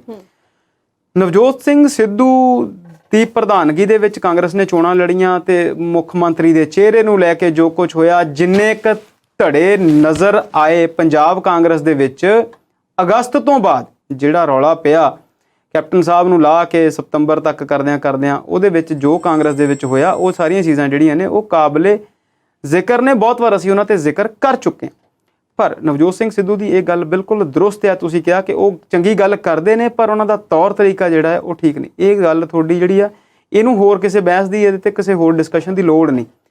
ਜਿਹੜੀ ਉਹਨਾਂ ਨੇ ਅੱਜ ਮੀਟਿੰਗ ਰੱਖੀ ਸੀ ਚੰਡੀਗੜ੍ਹ ਦੇ ਵਿੱਚ, ਇੱਕ ਧਰਨਾ ਪ੍ਰਦਰਸ਼ਨ ਰੱਖਿਆ ਸੀ, ਗਵਰਨਰ ਨੂੰ, ਰਾਜਪਾਲ ਸਾਹਿਬ ਨੂੰ ਇੱਕ ਮੰਗ ਪੱਤਰ ਦੇਣਾ ਸੀ ਮਹਿੰਗਾਈ ਦੇ ਸੰਬੰਧ ਵਿੱਚ, ਉਹ ਬਿਲਕੁਲ ਲੋਕ ਮੁੱਦਿਆਂ ਦੀ ਗੱਲ ਸੀ। ਬੀਤੇ ਦਿਨਾਂ ਦੇ ਵਿੱਚ ਉਹਨਾਂ ਨੇ 2-3 ਮੀਟਿੰਗਸ ਵੀ ਕੀਤੀਆਂ, ਜਿੱਥੇ ਵੱਖ-ਵੱਖ ਧਰਾਵਾਂ ਦੇ, ਵੱਖ-ਵੱਖ ਜ਼ਿਲ੍ਹਿਆਂ ਦੇ, ਵੱਖ-ਵੱਖ ਹਲਕਿਆਂ ਦੇ ਹਾਰੇ ਹੋਏ ਜਾਂ ਜਿੱਤੇ ਹੋਏ ਲੀਡਰ ਇਕੱਠੇ ਹੋਏ ਤੇ ਉਹ ਇੱਕ ਪਾਰਟੀ ਨੂੰ ਦੁਬਾਰਾ ਤੋਂ ਸੈਂਟਰ ਸਟੇਜ ਦੇ ਵਿੱਚ ਲਿਆਉਂਦੇ ਨਜ਼ਰ ਆਏ। ਜ਼ਰੂਰੀ ਨਹੀਂ ਹੈ ਕਿ ਉਹ ਸੱਤਾ ਦੇ ਵਿੱਚ ਨੇ ਜਾਂ ਸੱਤਾ ਤੋਂ ਬਾਹਰ ਨੇ, ਪਰ ਫਿਰ ਵੀ ਸਿਆਸਤ 'ਚ ਤਾਂ ਉਹ ਹਨ। ਜਿਹੜੀ ਹੁਣ ਤੁਸੀਂ ਗੱਲ ਕੀਤੀ ਵਰਿੰਦਰ ਢਿੱਲੋਂ ਨਾਲ ਗੱਲ ਕਰਨ ਦੀ, ਉੱਥੇ ਮੁੱਦਾ ਜ਼ਰੂਰ ਉਲਝਿਆ। ਤੁਸੀਂ ਇਹਨੂੰ ਇਦਾਂ ਦੇਖੋ ਕਿ ਇੱਕ ਸਮਾਂ ਹੈ ਆਉਂਦਾ ਆ ਕਿ ਪਾਰਟੀ ਦੇ ਵਿੱਚ ਰਹਿ ਕੇ ਪਾਰਟੀ ਦੇ ਵਿਰੋਧ 'ਚ ਤੁਸੀਂ ਬੋਲ ਨਹੀਂ ਸਕਦੇ। ਹਾਲਾਂਕਿ ਅਸੀਂ ਕਹਿੰਦੇ ਹਾਂ ਕਿ ਲੋਕਤੰਤਰਕ ਪ੍ਰਕਿਰਿਆਵਾਂ ਨੇ। ਜਿਹੜੇ ਬੰਦੇ ਸਿਆਸਤ ਨੂੰ ਜਾਣਦੇ ਨੇ ਉਹ 2-3 ਨਾਮ ਜ਼ਰੂਰ ਪਛਾਣ ਲੈਣਗੇ ਕਿ ਨਰਿੰਦਰ ਮੋਦੀ ਦੇ ਸਮੇਂ ਦੇ ਵਿੱਚ ਗੁਜਰਾਤ ਦੇ ਵਿੱਚ 1-2 ਲੋਕਾਂ ਨੇ ਉਹਨਾਂ ਦਾ ਵਿਰੋਧ ਕਰਨ ਦਾ ਕੋਸ਼ਿਸ਼ ਕੀਤੀ, ਉਹਨਾਂ ਨੂੰ ਗਲਤ ਕਹਿਣ ਦੀ ਕੋਸ਼ਿਸ਼ ਕੀਤੀ, ਉਹ ਮੁੜ ਕੇ ਉਹ ਹਾਸ਼ੀਏ ਤੋਂ ਵੀ ਬਾਹਰ ਨਜ਼ਰ ਆਏ। ਕੈਪਟਨ ਦੇ ਸਮੇਂ ਤੇ ਕੈਪਟਨ ਅਮਰਿੰਦਰ ਸਿੰਘ ਜਿੰਨੀ ਦੇਰ ਮੁੱਖ ਮੰਤਰੀ ਰਹੇ ਆ, ਕਿਸੇ ਨੇ ਵੀ ਉਹਨਾਂ ਦੇ ਖਿਲਾਫ ਚੂੰ ਚਾਂ ਵੀ ਕਰਨ ਦੀ ਗੱਲ ਨਹੀਂ ਕੀਤੀ। ਜਾਖੜ ਸਾਹਿਬ ਨੇ ਇੱਕ ਅੱਧੀ ਵਾਰ ਅਤੁਲ ਨੰਦਾ ਨੂੰ ਲੈ ਕੇ ਜ਼ਰੂਰ ਬੋਲਿਆ ਸੀ, ਪਰ ਗੱਲ ਜਿਹੜੀ ਉਹ ਕਿਤੇ ਕਿਸੇ ਸਿਰ ਪੈਰ ਨਹੀਂ ਲੱਗੀ ਤੇ ਕੈਪਟਨ ਸਾਹਿਬ ਨੂੰ ਕਿਸੇ ਨੇ ਕੁਝ ਨਹੀਂ ਕਿਹਾ।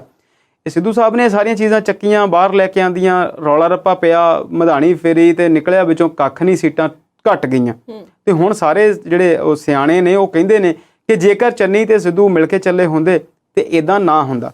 ਹੁਣ ਤੁਹਾਡੀ ਗੱਲ ਤੇ ਜੇ ਆਈਏ ਕਿ ਉਹ ਗੱਲਾਂ ਠੀਕ ਕਰਦੇ ਨੇ, ਜੇ ਉਹ ਗੱਲਾਂ ਠੀਕ ਕਰਦੇ ਨੇ ਤੇ ਇਹ ਗੱਲ ਠੀਕ ਆ ਕਿ ਜਿਹੜੇ ਦੂਸਰੇ ਪਾਸੇ ਬੰਦੇ ਨੇ ਉਹ ਗੱਲਾਂ ਠੀਕ ਨਹੀਂ ਕਰਦੇ। ਦਰਸ਼ਕਾਂ ਨੂੰ ਥੋੜਾ ਜਿਹਾ ਦੱਸ ਦਈਏ ਕਿ ਵਰਿੰਦਰ ਢਿੱਲੋਂ ਦੇ ਨਾਲ ਸਿੱਧੂ ਦੀ ਗੱਲ ਕੀ ਹੋਈ ਅੱਜ। ਉਹ ਆਪਣੇ ਆਪ ਨੂੰ ਚੰਗਾ ਦੱਸਣ ਦੀ ਕੋਸ਼ਿਸ਼ ਕਰਦੇ ਨੇ ਕਿ ਮੈਂ ਇਮਾਨਦਾਰ ਬੰਦਾ, ਮੈਂ ਵਧੀਆ ਗੱਲ ਕਰਦਾ, ਮੈਂ ਪੰਜਾਬ ਦੇ ਭਲੇ ਦੀ ਗੱਲ ਕਰਦਾ, ਪਰ ਉਹ ਕਹਿੰਦੇ ਨੇ ਕਿ ਬਹੁਤ ਸਾਰੇ ਲੋਕ ਬੇਈਮਾਨ ਨੇ, ਬਹੁਤ ਸਾਰੇ ਲੋਕ ਕਰਪਟ ਨੇ ਤੇ ਮੈਂ ਇਮਾਨਦਾਰ ਹਾਂ।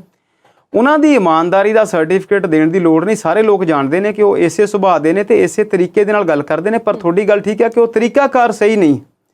ਵਰਿੰਦਰ ਢਿੱਲੋਂ ਯੂਥ ਦੇ ਪ੍ਰਧਾਨ ਨੇ ਤੇ ਉਹਨਾਂ ਨੇ ਕਿਹਾ ਫਿਰ ਤੁਸੀਂ ਨਾਮ ਲਾਓ ਵੀ ਕਿਹੜੇ-ਕਿਹੜੇ ਬੰਦੇ ਖਰਾਬ ਨੇ ਤੇ ਕਿਹੜੇ-ਕਿਹੜੇ ਬੰਦੇ ਬੇਈਮਾਨ ਨੇ। ਹੁਣ ਅਸੀਂ ਸਾਰੇ ਇਹ ਗੱਲ ਸਮਝਦੇ ਹਾਂ ਸਿਆਸਤ ਦੇ ਨਜ਼ਰੀਏ ਤੋਂ ਕਿ ਇੰਜ ਨਾਮ ਨਹੀਂ ਕਿਸੇ ਦਾ ਵੀ ਲਿਆ ਜਾ ਸਕਦਾ। ਪਤਾ ਸਾਰਿਆਂ ਨੂੰ ਹੁੰਦਾ ਵੀ ਕੌਣ ਖਰਾਬ ਆ ਤੇ ਕੌਣ ਖਰਾ। ਜਿਸ ਤਰੀਕੇ ਦੇ ਨਾਲ ਸਿੱਧੂ ਸਾਹਿਬ ਉਹਨਾਂ ਖਰਾਬ ਬੰਦਿਆਂ ਨੂੰ ਪਾਰਟੀ ਚੋਂ ਬਾਹਰ ਕੱਢਣ ਦੀ ਕੋਸ਼ਿਸ਼ ਕਰਦੇ ਨੇ ਜਾਂ ਸਾਹਮਣੇ ਲੋਕਾਂ ਦੇ ਲੈ ਕੇ ਆਉਣ ਦੀ ਕੋਸ਼ਿਸ਼ ਕਰਦੇ ਨੇ, ਤੁਹਾਡੀ ਗੱਲ ਫਿਰ ਦੁਬਾਰਾ ਮੈਂ ਤੀਸਰੀ ਵਾਰ ਕਹਿਣਾ ਕਿ ਉਹ ਜਿਹੜੀ ਆ ਉਹ ਠੀਕ ਨਹੀਂ, ਇਦਾਂ ਨਹੀਂ ਹੋ ਸਕਦਾ। ਹੋ ਸਕਦਾ ਹੈ ਕਿ ਵਰਿੰਦਰ ਢਿੱਲੋਂ ਨੂੰ ਇਹ ਗੱਲ ਚੁੱਭੀ ਹੋਵੇ ਜਾਂ ਵਰਿੰਦਰ ਢਿੱਲੋਂ ਵੀ ਇਸੇ ਮਾਜਰੇ ਦੇ ਹੋਣ ਕਿ ਦੱਸਿਆ ਜਾਵੇ ਬਈ ਕੌਣ-ਕੌਣ ਖਰਾਬ ਨੇ। ਇਹ ਗੱਲ ਜਿਹੜੀ ਆ ਉਹ ਸੰਭਵ ਨਹੀਂ ਹੈਗੀ। ਉੱਥੇ ਰੌਲਾ ਰੱਪਾ ਪਿਆ, ਕੁਝ ਪੱਤਰਕਾਰਾਂ ਨੇ ਵੀ ਉਹਨਾਂ ਨਾਲ ਗੱਲਾਂ ਕਰਨ ਦੀ ਕੋਸ਼ਿਸ਼ ਕੀਤੀ, ਕੁਝ ਲੋਕਾਂ ਨੇ ਇਸ ਗੱਲ ਨੂੰ ਮਟਾਉਣ ਦੀ ਵੀ, ਮਸਲੇ ਨੂੰ ਮੁਕਾਉਣ ਦੀ ਵੀ ਗੱਲ ਕੀਤੀ, ਉੱਥੋਂ ਕੁਝ ਲੋਕ ਉੱਠ ਕੇ ਵੀ ਚਲੇ ਗਏ। ਪਰ ਇੱਕ ਗੱਲ ਇਹਦੇ ਨਾਲ ਜ਼ਰੂਰ ਆ ਕਿ ਕਾਂਗਰਸ ਜਿਹੜੀ ਆ ਉਹ ਇਸ ਕੋਸ਼ਿਸ਼ ਦੇ ਵਿੱਚ ਜ਼ਰੂਰ ਆ ਕਿ ਪੰਜਾਬ ਦੇ ਲੋਕਾਂ ਦੀ ਜਿਹੜੀ ਗੱਲ ਹੈ ਉਹ ਕੀਤੀ ਜਾਵੇ। ਪਰ ਸਿੱਧੂ ਸਾਹਿਬ ਦਾ ਜਿਹੜਾ ਤਰੀਕਾ ਆ ਉਹ ਤੁਹਾਡੀ ਗੱਲ ਅਸੀਂ ਸਹਿਮਤ ਹਾਂ ਕਿ ਠੀਕ ਨਹੀਂ ਹੈਗਾ, ਕਿਉਂਕਿ ਬਹੁਤ ਸਾਰੇ ਸਿਆਣੇ ਜਾਂ ਸਿਆਸੀ ਲੋਕ ਇਹ ਗੱਲ ਬਹੁਤ ਵਾਰ ਕਹਿੰਦੇ ਨੇ ਕਿ ਸਿਆਸਤ ਦੇ ਵਿੱਚ ਪਹਿਲੀ ਜਿਹੜੀ ਕਹਾਣੀ ਆ ਉਹ ਬਹੁਤ ਲੋਕਾਂ ਨੂੰ ਨਾਲ ਲੈ ਕੇ ਚੱਲਣ ਦੀ। ਜੇਕਰ ਨਵਜੋਤ ਸਿੰਘ ਸਿੱਧੂ ਦੇ ਤਰੀਕੇ ਨਾਲ ਕਾਂਗਰਸ ਚਲਾਉਣੀ ਆ ਫਿਰ ਤੇ ਅੱਧੇ ਤੋਂ ਵੱਧ ਲੋਕ, ਤੁਸੀਂ ਅੱਧੇ ਤੋਂ ਵੱਧ ਕੀ ਭਾਵੇਂ ਸਾਰੇ ਹੀ ਕੱਢ ਕੇ ਸਾਰੇ ਨਵੇਂ ਲਿਆਓ, ਫਿਰ ਵੀ ਉਹ ਪੋਸੀਬਲ ਨਹੀਂ ਹੋ ਸਕਣਾ। ਸੋ ਸਿਆਸਤ ਆ, ਇਹ ਚੱਲੀ ਜਾਣੀ ਆ।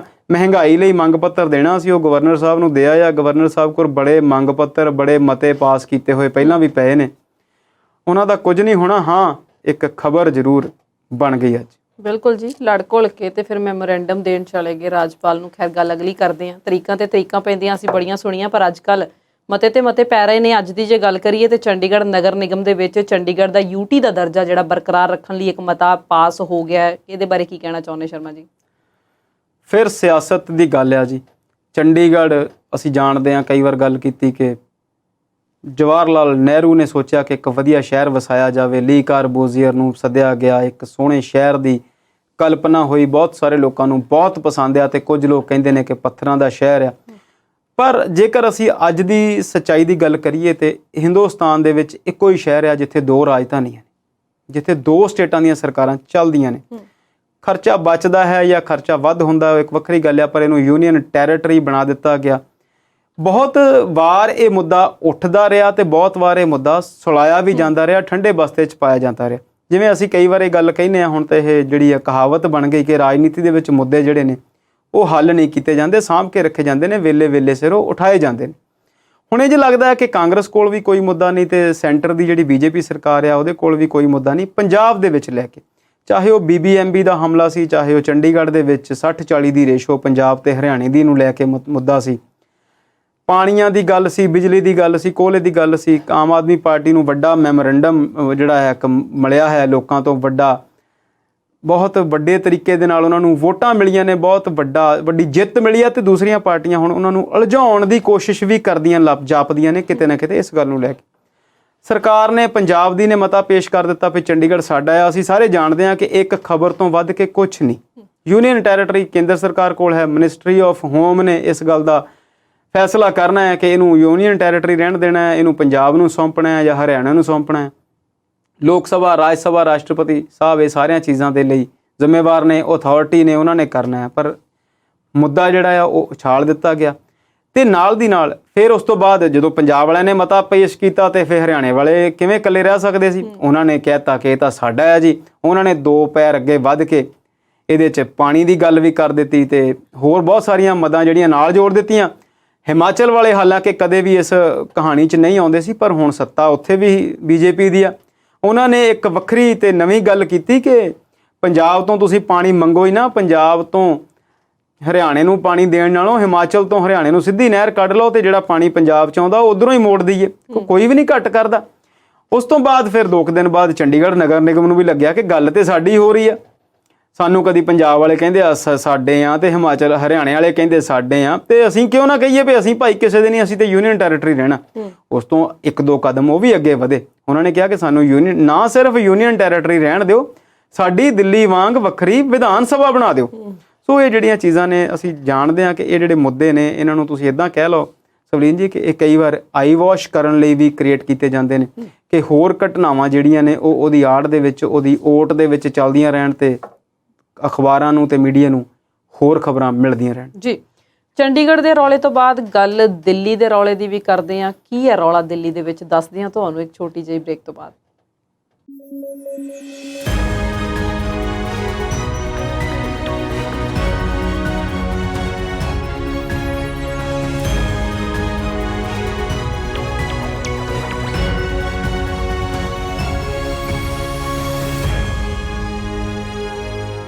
ਬ੍ਰੇਕ ਤੋਂ ਬਾਅਦ ਪ੍ਰੋਗਰਾਮ ਵਿਚਾਰ ਚਰਚਾ ਦੇਖ ਰਹੇ ਦਰਸ਼ਕਾਂ ਦਾ ਇੱਕ ਵਾਰ ਫਿਰ ਤੋਂ ਸਵਾਗਤ ਕਰਦੇ ਹਾਂ। ਸ਼ਰਮਾ ਜੀ, ਗੱਲ ਚੰਡੀਗੜ੍ਹ ਤੋਂ ਬਾਅਦ ਅਸੀਂ ਦਿੱਲੀ ਦੀ ਕਰਨ ਲੱਗੇ ਸੀ ਤੇ 3 ਨਗਰ ਨਿਗਮ ਇਕੱਠੇ ਕਰਕੇ ਇੱਕ ਬਣਾਤਾ। ਕਹਿੰਦੇ ਪ੍ਰਸ਼ਾਸਨ ਵਧੀਆ ਹੋ ਜਾਊਗਾ ਭਾਈ। ਉਧਰ 13 ਜ਼ਿਲ੍ਹੇ ਹੋਰ ਬਣਾਉਣ ਦੀ ਗੱਲ ਕਰਦਾ ਆਂਧਰਾ ਪ੍ਰਦੇਸ਼, ਕਹਿੰਦਾ 13 ਜ਼ਿਲ੍ਹੇ ਹੋਰ ਹੋਣੇ ਚਾਹੀਦੇ ਆ, ਫਿਰ ਗੱਲ ਬਣੂਗੀ, ਫਿਰ ਸੁਧਾਰ ਹੋਊਗਾ। ਕੀ ਗੱਲ ਸੱਚੀ ਲੋਕਾਂ ਦੀ ਫਿਕਰ ਸਤਾਉਣ ਲੱਗੀ ਕਿ ਆਪਣਾ ਕਾਜ ਫਿਰ ਸਵਾਰਨ ਨੂੰ ਫਿਰਦੇ ਹਰ ਵਾਰ ਦੀ ਤਰ੍ਹਾਂ? ਦੇਖੋ, ਇਹ ਦੋਨੋਂ ਖਬਰਾਂ ਨੂੰ ਜੇ ਤੁਸੀਂ ਇੱਕ ਟੇਬਲ ਤੇ ਰੱਖ ਕੇ ਪੜ੍ਹੋਗੇ, ਇੱਕ ਫਰੇਮ 'ਚ ਰੱਖ ਕੇ ਪੜ੍ਹੋਗੇ ਤਾਂ ਫਿਰ ਤੁਹਾਡਾ ਜਿਹੜਾ ਦਿਮਾਗ ਆ ਉਹ ਜ਼ਰੂਰ ਚੱਕਰ ਖਾਊਗਾ ਕਿ ਜੇਕਰ ਪ੍ਰਸ਼ਾਸਨ ਨੂੰ ਅਸੀਂ ਸੈਂਟਰਲਾਈਜ਼ ਕਰਦੇ ਹਾਂ ਉਹ ਚੰਗੀ ਗੱਲ ਹੈ ਜਾਂ ਡੀਸੈਂਟਰਲਾਈਜ਼ ਕਰਦੇ ਹਾਂ ਉਹ ਚੰਗੀ ਗੱਲ ਹੈ। ਜਦੋਂ ਅਸੀਂ ਪੰਜਾਬ ਦੀ ਗੱਲ ਕਰੀਏ ਤੇ ਕਦੇ ਅਸੀਂ 10-12 ਜ਼ਿਲ੍ਹਿਆਂ ਦੀ ਗੱਲ ਕਰਦੇ ਸੀ ਤੇ ਹੁਣ ਅਸੀਂ 22-23 ਜ਼ਿਲ੍ਹਿਆਂ ਦੀ ਗੱਲ ਕਰਦੇ ਹਾਂ।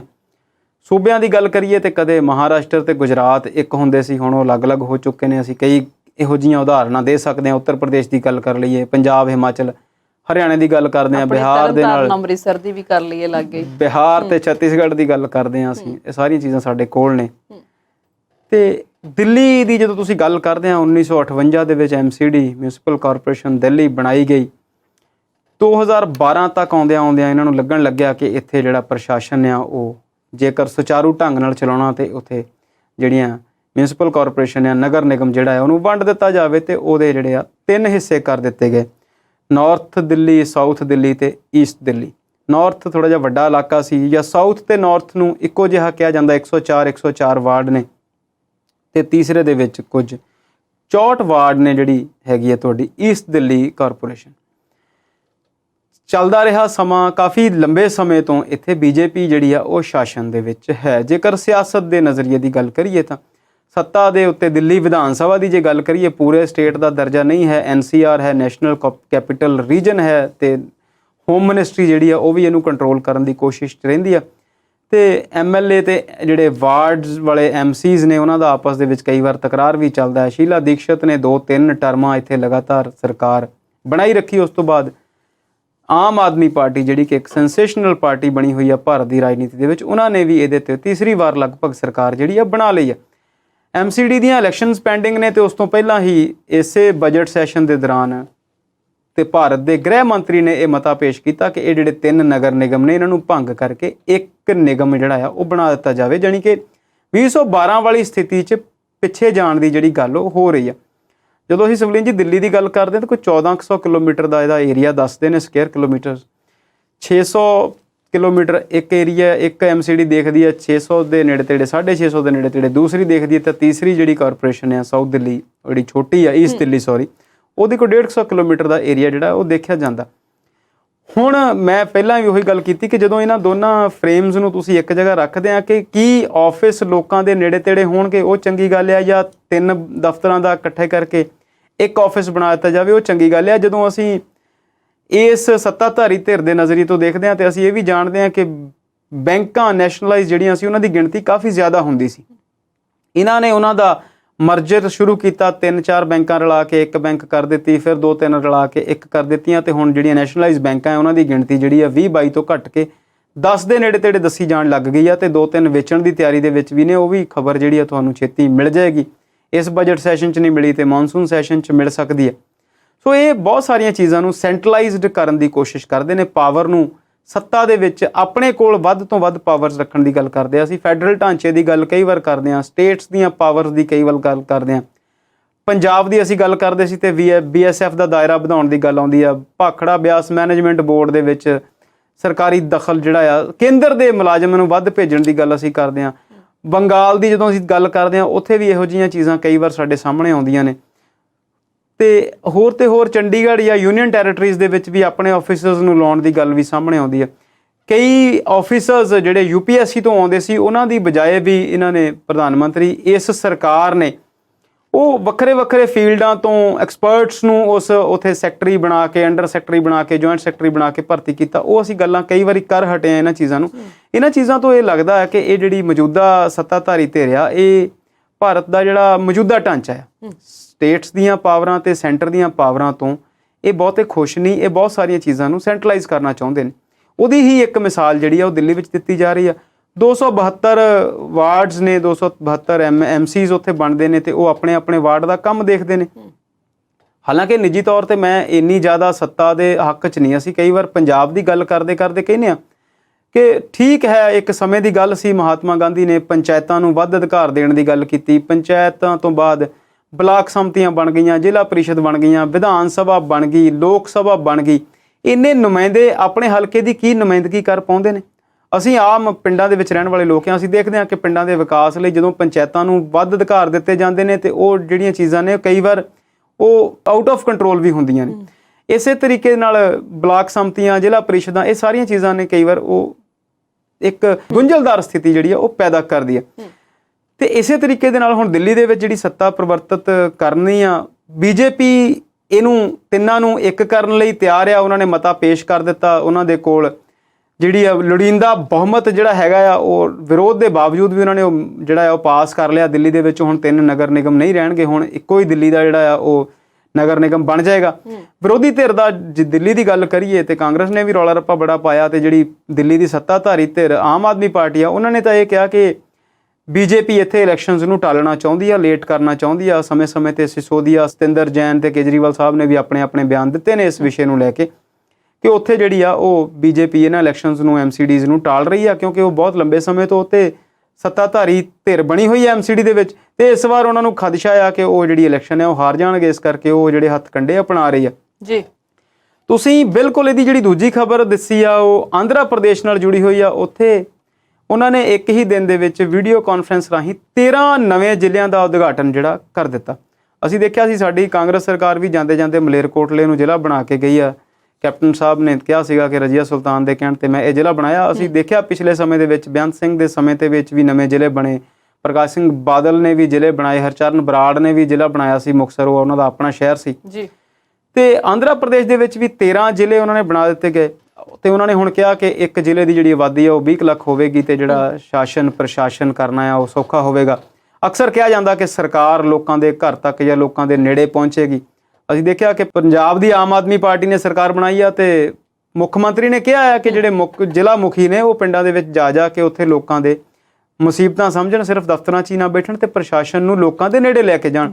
ਹੁਣ ਦਿੱਲੀ ਦੀ ਸੱਤਾ ਕੀ ਸੋਚਦੀ ਆ, ਕੇਂਦਰ ਦੀ ਸੱਤਾ ਕੀ ਸੋਚਦੀ ਆ, ਸਟੇਟਸ ਦੀਆਂ ਸੱਤਾ ਕੀ ਸੋਚਦੀਆਂ ਨੇ, ਇਹਦੇ ਬਾਰੇ ਹੁਣ ਲੋਕ ਹੀ ਸੋਚਣ ਤੇ ਜ਼ਿਆਦਾ ਚੰਗਾ। ਸ਼ਰਮਾ ਜੀ, ਜਾਂਦੇ ਮੈਨੂੰ ਸਨੀ ਦਿਓਲ ਚੇਤਾ ਆ ਗਿਆ। ਗੁਰਦਾਸਪੁਰ ਵਾਲਿਆਂ ਨੇ MP ਬਣਾਇਆ, ਫਿਰ ਗਵਾਚ ਗਿਆ, ਹੁਣ ਇਹ ਲੱਭ ਗਿਆ ਆ ਤੇ ਕੱਲਾ ਨਹੀਂ ਲੱਭਿਆ, ਤੀਰ ਕਮਾਨ ਲੈ ਕੇ ਲੱਭਿਆ। ਤੀਰ ਤਾਣਿਆਂ ਨੇ ਪੰਜਾਬ ਸਰਕਾਰ ਦੇ ਵੱਲ।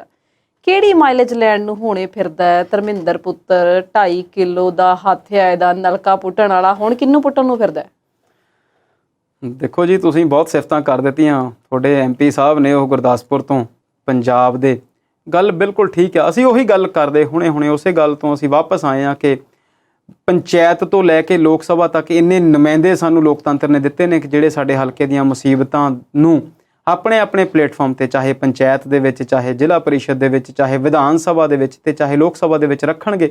ਉਹਨਾਂ ਮੁੱਦਿਆਂ ਦਾ ਹੱਲ ਕਰਨਗੇ। ਉੱਥੇ ਜਿਹੜੀਆਂ ਯੋਜਨਾਵਾਂ ਬਣਦੀਆਂ ਨੇ ਉਹਦੇ ਮੁਤਾਬਕ ਉਹਨਾਂ ਨੂੰ ਸਕੀਮਾਂ ਦੇ ਅਧੀਨ ਫੰਡ ਲੈ ਕੇ ਆਉਣਗੇ ਤੇ ਜਿਹੜਾ ਵਿਕਾਸ ਆ ਹੋਵੇਗਾ। ਤੇ ਅਸੀਂ ਇਸੇ ਪੰਜਾਬ ਦੀਆਂ ਚੋਣਾਂ ਦੌਰਾਨ ਮਕੌੜਾ ਪੁਲ ਦੀ ਗੱਲ ਕੀਤੀ ਸੀ ਕਿ ਹਾਲੇ ਵੀ ਲੋਕ ਜਿਹੜੇ ਨੇ ਉਹ ਉਸ ਸੁਵਿਧਾਵਾਂ ਤੋਂ, ਸੜਕਾਂ ਤੋਂ ਤੇ ਪੁਲਾਂ ਤੋਂ ਵਾਂਝੇ ਨੇ। ਦੋਨੋਂ ਪਾਸੇ ਜਾਣਾ ਆਉਣਾ ਵੀ ਔਖਾ ਆ। ਕਈ ਵਾਰ ਅਸੀਂ ਨਾਰਥ ਈਸਟਰਨ ਸਟੇਟਸ ਦੀਆਂ, ਬਿਹਾਰ ਦੀਆਂ, ਝਾਰਖੰਡ ਦੀਆਂ ਤੇ ਪੰਜਾਬ ਦੇ ਵਿੱਚ ਵੀ ਜੇ ਇਹੋ ਜਿਹੀਆਂ ਜਗ੍ਹਾ ਸਾਨੂੰ ਲੱਭਦੀਆਂ ਨੇ ਜਿੱਥੇ ਹਾਲੇ ਤੱਕ ਲੋਕਾਂ ਦਾ ਜਾਣਾ ਆਉਣਾ ਮੁਸ਼ਕਿਲ ਆ, ਤੇ ਉਹਨਾਂ ਦੀ ਗੱਲ ਅਸੀਂ ਜਦੋਂ ਕਰਦੇ ਹਾਂ ਤੇ ਫਿਰ ਲੱਗਦਾ ਹੈ ਕਿ 70 ਸਾਲ ਆਜ਼ਾਦੀ ਦੇ ਜਿਹੜੇ ਆ ਉਹ ਵਿਅਰਥ ਹੀ ਬੀਤੇ ਨੇ।